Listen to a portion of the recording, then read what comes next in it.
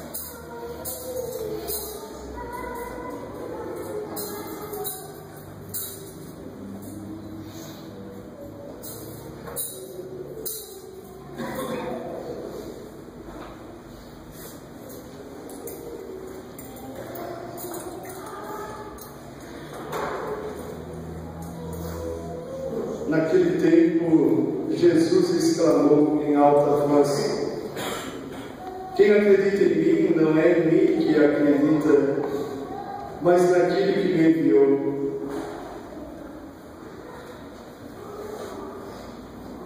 Quem me vê é aquele que me enviou. Eu vim ao mundo como luz, para que todo aquele que crê em mim não permaneça nas trevas. Se alguém ouvir as minhas palavras e não as observar, eu não o julgo, porque eu não vim para julgar o mundo, mas para salvá-lo. Quem me rejeita e não aceita as minhas palavras, já tem o seu juiz. A palavra que eu falei julgará no último dia. Porque eu não falei por mim mesmo, mas o Pai que me enviou. Ele é quem me ordenou o que eu devia dizer e o que eu devia falar. E eu sei que o seu mandamento é vida eterna. Portanto, o que eu digo conforme o Pai me falou. Palavra da salvação. Glória a vós, Senhor. Podemos nos assentar, caríssimos irmãos e irmãs, em nosso Senhor Jesus Cristo. Queridas irmãs, irmãzinhas mais jovens, bem mais jovens, Isabela, Karina, Júlia, que oficialmente se deslocou agora no Silão, o grande dom da música para fazer parte também do grupo das quatro. Muito bem. Eu, enquanto procurava o Evangelho, tinha alguns pensamentos na minha fala, mas me veio uma outra coisa agora durante a proclamação, que aliás eu tive que começar na Sagrada Escritura, que eu carreguei até ali, depois eu dar para o lecionário, porque a letra é maior e eu esqueci o óculos em casa, então sorte que está uma coisa perto da outra, então mais ou menos na hora da pontuação eu consegui encontrar o lecionário, porque a letra é bem pequenininha, mas falava que Deus nos orientará o que devemos dizer e falar. Mas como dizer e falar? Por que não apenas dizer, ou não apenas falar? Porque falar é o que eu estou fazendo agora, é falar. Mas se pode dizer também se eu de repente não falar mais nada. Se a gente resolver fazer silêncio e apenas escutar a voz da criança, e o que a criança disser, ou se ela chorar, ou se ela cair e der leite, ou se ela se alegrar, ou se ela falar alguma coisa engraçada, nós estamos dizendo também com o nosso silêncio naquilo que ela está falando, que está ajudando a gente a dizer. Ou eu poderia dizer a minha vida inteira através da fala de um outro professor, no caso de uma vez. Nós falamos, mas nós dizemos muito com as nossas atitudes, com aquilo que nós calamos também, com aquilo que dizemos, com aquilo que gritamos, com aquilo que silenciamos, com aquilo que pensamos em dizer e não dizemos. O que as pessoas tentam adivinhar foi essa a nossa fala. Nós dizemos sim e muito e de várias formas. Deus nos fala, mas Deus nos diz muito através das pessoas ao nosso redor. Hoje no momento de uma reunião aqui na paróquia com pessoas do MEC, do Movimento de Educação de Base, da CPB, um projeto, da CPB, uma reunião com o governo federal, parceria, e as professoras que visitam os acampamentos do CENTEC do Estado, enquanto me falavam que era necessário agora outra pessoa para ajudar nessa tarefa, dizia: fala para a pessoa que vem fazer entrevista conosco que ela está preparada para o choro, para a dor, de ver a realidade das crianças, o sofrimento dessas barracas, esses primeiros estratos pelo Brasil afora, mas também para muita alegria, história de vida ali.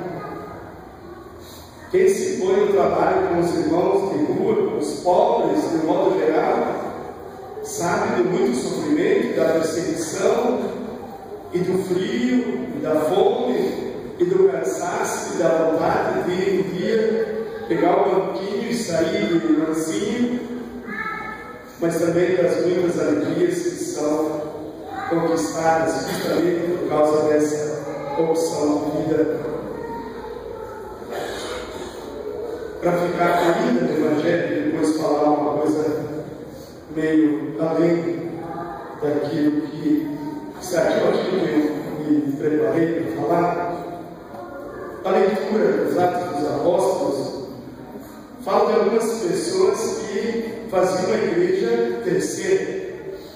E fala de um lugar, uma cidade chamada Antioquia,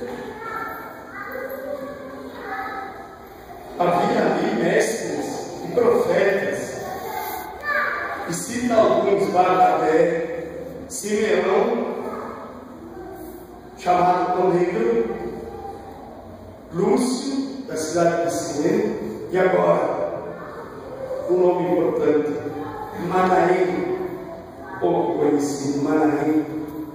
Quem era esse homem? Manaém, vírgula, amigo, companheiro de infância do governador Herodes. Ponto final. Não importa a realidade onde nós somos criados, e o que nós fizemos, quem cuidou de nós, importa o que a gente quer fazer na nossa vida. Importa muito o que se quer fazer na nossa vida. Um que virou governador, legal ter na família um governador, não é um assassino de crianças, é o que cometeu infanticídio, se quiser mandar matar em série crianças. Jesus escapou um pouco.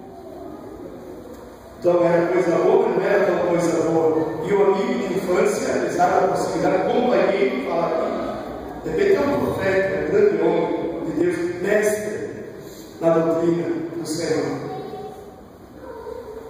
Eu lembro nessa semana uma reportagem sobre um tio que era o tutor do seu sobrinho e que dizia, revoltado porque o sobrinho está se perdendo no mundo das drogas e vive uma realidade sofrida no bairro, numa periferia, numa viela, e dizia: não importa, eu também tive todas essas possibilidades. Eu também fui criado aqui, não vá pensar que eu não tive todas as propostas e não tive todas as possibilidades de me desviar do caminho. E eu sou um trabalhador, eu sou um homem. Tenho minha casa, humilde, tenho minha esposa, meus filhos, e sou um trabalhador. E quero seguir um caminho que me leve longe, assim, que não me leve para trás das grandes. Como é o caminho desse cidadão, meu sobrinho, ou de repente para a prisão, ou para o cemitério, não sei, os caminhos. São reduzidos os caminhos depois que se cai desse mundo. Mas ele dizia: não vem me falar que é porque não teve banho, porque, como ele era o tutor, ele que talvez não conhece o pai, esse dia deve ser bom da mãe, não lembra a realidade exatamente, se falta alguém na vida dele. Não vem dizer que é por isso que alguém de repente se perde.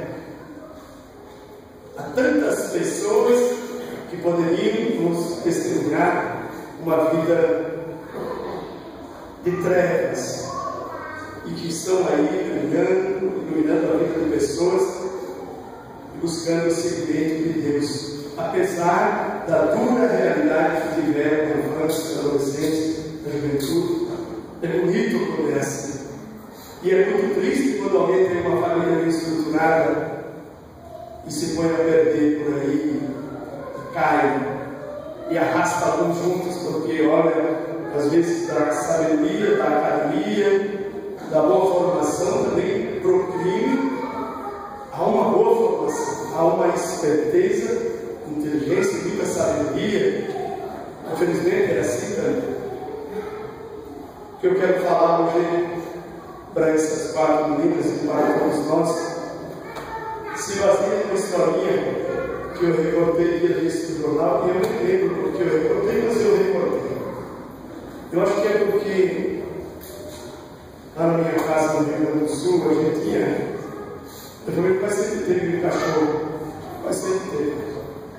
Mas como eu por onde vou assim, eu olho meio assim os cães que ficam dentro de casa, assim, no sofá que vem de cima, que que deixa pelo na minha túnica. Eu sei que eu olho meio assim, todas as pessoas criaram a ideia de que ir para o gosto, eu gosto muito. E eu acho que eu queria ler para alguém sobre uma historinha que eu achei bonita sobre uma criança que tem um dia o sepultamento do seu leãozinho no jardim da sua casa, lá onde está sepultando, e a historinha é curtinha e diz assim, sem óculos para o rocha. A menina, 6 anos, inconsolável, olhava para um canto do jardim. Copiosas lágrimas brotavam de seus olhos, enquanto o jardineiro sepultava o seu cachorrinho. Era seu parceiro inseparável na partilha das brincadeiras e dos afetos. Sentia-se infeliz e o mundo não era mais um bom lugar para morar. A avó afagou a cabeça da menina e isso fez com que o seu choro aumentasse. As lágrimas aos poucos foram secando. A avó falou do pequeno animal, dos seus sofrimentos nos últimos dias. Sua morte fazia parte das perdas normais da vida humana. Depois, com ternura e firmeza, tomou o braço da menina e pediu: venha comigo. E levou a criança para outra janela. Correu a cortina e lá estava o jardim, e bem no centro uma roseira com dezenas de rosas amarelas. As abelhas e as borboletas sugavam o mel das flores e os pássaros saltavam nos seus ramos. A avó falou: você lembra o dia em que plantamos uma pequena haste cheia de espinhos? A menina lembrou. Havia pouca esperança, não é? Que o pequeno ramo sobrevivesse. Mas, contrariando as possibilidades, cresceu e agora está coberto de coloridas e perfumadas flores. Essa é a historinha, e eu acrescentaria: assim é a nossa vida, assim é a nossa vida. E é sobre isso que eu quero refletir. A avó falou para mim: lembra? Então, assim é a nossa vida. Não existe uma janela pela qual possamos ver a realidade, só uma janela. Não existe só uma janela. Há janelas que se abrem para o passado e que nós não podemos modificar. Simplesmente porque passado não podemos mudar uma vírgula. Mas há janelas que se abrem para as novas possibilidades. E nas novas possibilidades nós podemos dizer que a janela se abre para as surpresas. E para os riscos também, podemos dizer felizmente ou infelizmente se abre também para os riscos. A vida é curta demais para ser gasta olhando para o que não deu certo, na janela do que não deu certo. Mário Quintana, poeta da minha terra, lá do Rio Grande do Sul, escreveu uma vez: a vida é curta demais para ser somente vivida, ela precisa também ser sonhada. E ponto. Depois dizia: a vida é breve, vírgula, sonhar é preciso. Sonhar é preciso. Há janelas que se abrem para a festa, para a alegria, para o imprevisto. E aqui volto para as surpresas. Tem a janela do sofrimento, mas tem também a janela da alegria, da superação, das muitas vitórias da nossa vida, pequenas ou grandes. Não há noite que não termine, e não há inverno que nunca acabe. Agora vai começar o inverno, começar a estação, começar e depois acabará, voltam as flores, galeria, o sabiá que tem que plantar aqui no meio da janela. causa da luz aí da rua, ele canta agora às 2h30 da madrugada, porque esse mulher iria me atrapalhar. Eu acho que por aí afora, sabe, meio atrapalhado. Mas é a primavera que vem uma outra vez, não é inverno, não há tempo frio, chuvoso, não sei como é o inverno, que nunca acaba. O Evangelho de nosso Senhor Jesus Cristo ensina a olhar a vida por uma outra janela. O amor de Deus é maior que o nosso pecado. E é por isso que nós estamos aqui. Porque o amor de Deus é bem maior, infinitamente maior que o nosso pecado. A vida triunfa sobre a morte. Basta lembrar, a Sexta-feira Santa foi substituída pela manhã luminosa da ressurreição do Senhor. Nós estamos celebrando esse tempo da ressurreição, o tempo pascal. Quando as limitações humanas parecem definitivas, surge o milagre da graça de Deus. Quantas vezes nós, no meio das dificuldades, no meio dos erros, das trevas da nossa vida, nós somos alcançados pela graça de Deus. É a história do grande trigo. É uma boa simbologia para usar, que passa pela solidão, pelo frio, pela escuridão da terra, para que um dia possa explodir o milagre da vida que se renova. Um poeta do Rio Grande do Sul fala do casulo, em que ali entre trevas e silêncio alguém possa bater asas e voar. Da solidão, do abandono, das trevas, do silêncio, até da feiura, para quem olha de fora do casulo, ali brotará algo de muito bonito, de grandioso. Se consegue voar, já é bem melhor do que ele. Cada vez mais com dificuldade de levantar voo agora. De trevas, de silêncio, a gente deve ter forças, renovar o espírito para bater asas e voar para novos horizontes, para novas ações pastorais, para novos modos de amar os nossos irmãos e irmãs. Nas situações limites, nós podemos sempre proclamar que a última palavra não foi dita ainda, mesmo que a última palavra possa ser a morte, ainda não é a última palavra. A última palavra é a vida nova. Então, por mais difícil que seja a nossa situação, ainda não foi dita a última palavra. Enquanto estivermos aqui, ainda na nossa passagem terrena. É por isso que eu convido vocês quatro, que olhando daqui tem um tamanho, eu tiver pensei aqui, acho que a Isabela é mais alta, a Karina.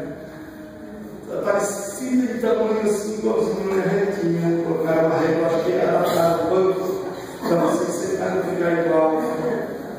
Eu convido vocês quatro a fecharem as janelas das limitações humanas. Eu tenho muitas, e creio que vocês carreguem alguma limitação, também faz parte da nossa história, da vida de todos nós. Que vocês fechem as janelas das limitações humanas, de todos os tipos de limitações, e abram sempre as janelas da esperança, janelas da alegria, janelas do serviço, janelas do acreditar no ser humano, acreditar em Deus, acreditar na própria vocação acima de tudo. Às vezes nós nos fixamos demais na janela da tristeza, do sofrimento, da renúncia. A mão de Deus quer nos conduzir por outras janelas, que se abrem todos os dias para o infinito. Vocês estão sendo vistas pelo Pai. Isso é importante. O Pai olha e cuida e zela por vocês. E por isso se sintam felizes, então, porque o Pai cuida e olha e zela. Mesmo que às vezes essa alegria, esse ser feliz, seja no meio de lágrimas, no meio de alguma dor, ou de muita dor. Faz parte da vida humana, a dor. Então, mesmo no meio da dor, que vocês se sintam felizes de poder servir. Se alguma vez o coração acusar, nós devemos sorrir, nós devemos nos alegrar, nós somos as mais felizes entre as criaturas de todo o universo. Pertencemos a Jesus Cristo, nós somos felizes. Se nem tudo saiu como você imaginava, você queria, não nos anime. Erga a cabeça e acredite que é possível recomeçar, e só o fato de recomeçar pode ajudar para que outras pessoas recomecem também. Se animem, prosseguirem e recomecem. De onde pararam, ou retomem a caminhada, ou deixaram um dia, ou voltem tudo para recomeçar. Deus é bem maior que todas as nossas dores. Deus é maior que o nosso pecado. Tem uma canção que fala que Deus é maior que as nossas transgressões, porque perdoa, porque ama, é bem maior do que tudo. Ele, Isabela, Karina e Júlia, que alegria viver hoje esse momento junto com vocês, com os familiares, com a comunidade de Voz dos Povos. A Isabela são minhas filhas de mais tempo. Eu vi que veio aqui alguém que era bonito, né? Esse não é, né? Eu vi uma André, chegou a ser nosso comunidade. Deu tempo, numa época que mais que ela não teve nossa. Outro André está aí, rapaz do Rio, do cabelão bonito aqui, muito bem, voz boa aí, está bem? Que bom. Então, as duas filhas mais velhas, de idade, eu acho que tem mais novas. A Júlia é a nossa artista e eu amo a Júlia porque ela toca todo o nosso ajuda quando eu estou rezando isso. Da Nazaré da hoje. Ou se não, frutificará. Tá bom. Eu queria ter essa palavra, eu não vou estabelecer uma regra assim, que nenhum grupo se aproximar desse lugar pode tocar no ofertório, canção fora, todo o nosso vida frutificará. Eu tenho tentado por um ano, estou brincando assim. Você vai mudar? Bom. E a Karine toca violino e violoncelo. Eu ia perguntar para a mulher qual é baixo, violoncelo ou violino? É violoncelo. É artista também. Que bom que vocês estão aqui. E nós vamos agora iniciar então para não alongar mais exatamente o rito na qual vocês serão admitidas ao noviciar na missão eucarística Voz dos Povos, no tempo de experiência, no tempo de convivência da terra, de algum perrengue também, alguma dificuldade, mas vamos chegar aqui e nós vamos proceder toda a igreja, acolhe com alegria vocês para esse momento. Nós vamos iniciar cantando, porque vocês devem entrar oficialmente em procissão.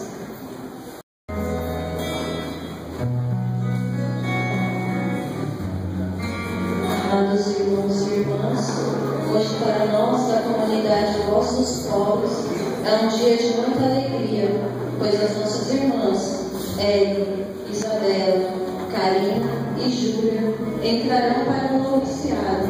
Convido a todos a ficarem de pé para recebê-las.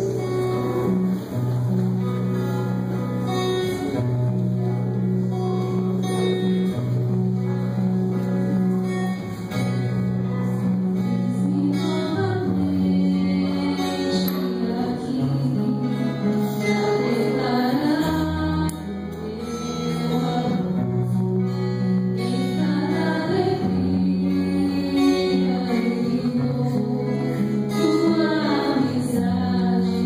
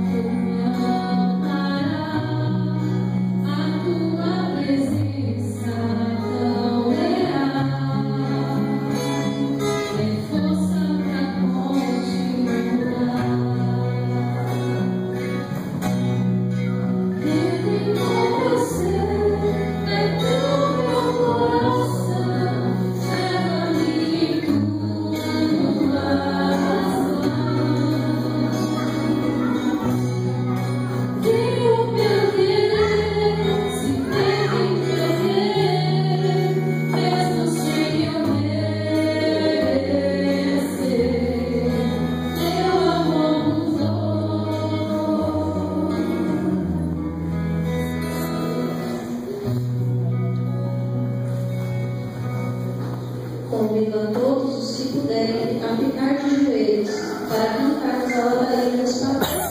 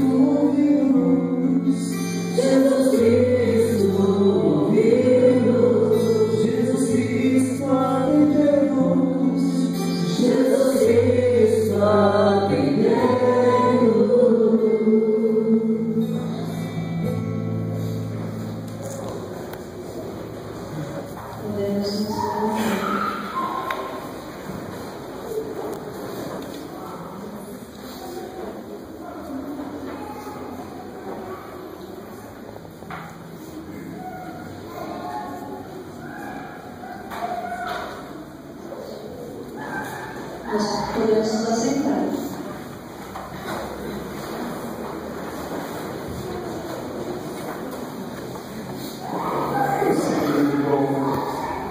O ritual nos pergunta, amadas filhas, viestes pedir hoje a Deus e à igreja? A misericórdia de Deus sobre a nossa pequenez, para que possamos viver com alegria e dedicação o período de discipulado, conforme nossa regra de vida, o serviço a Deus e aos pobres, segundo o carisma da comunidade de vossos pobres.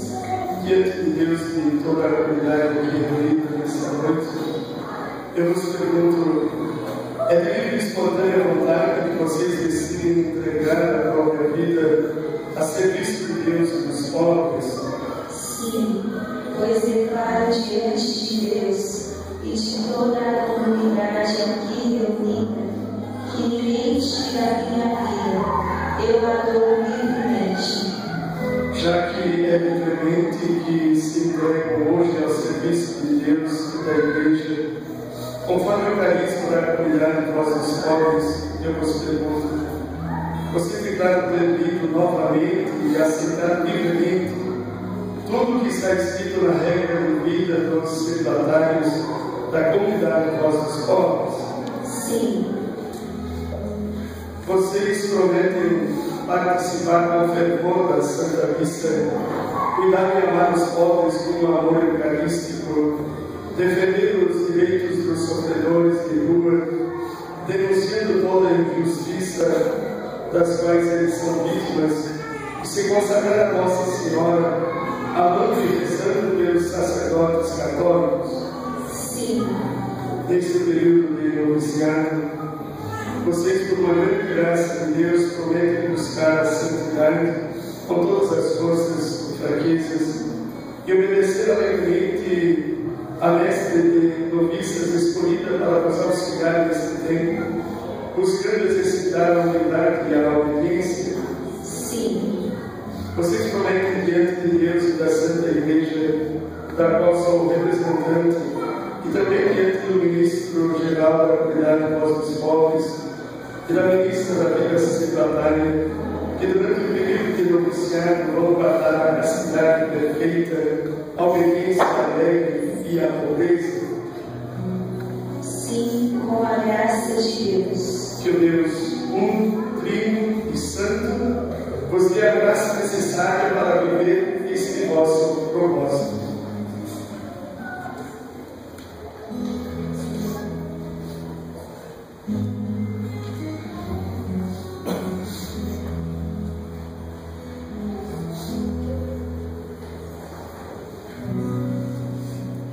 Agora o sacerdote abençoará as vestes das noviças.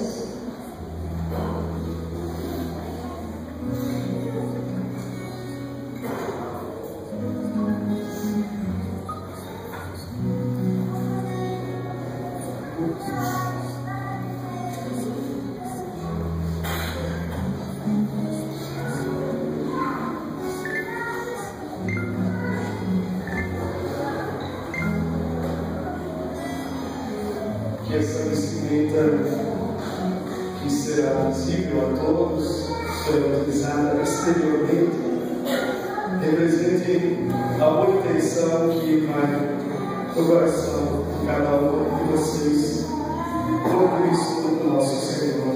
Amém. Gostaria de chamar as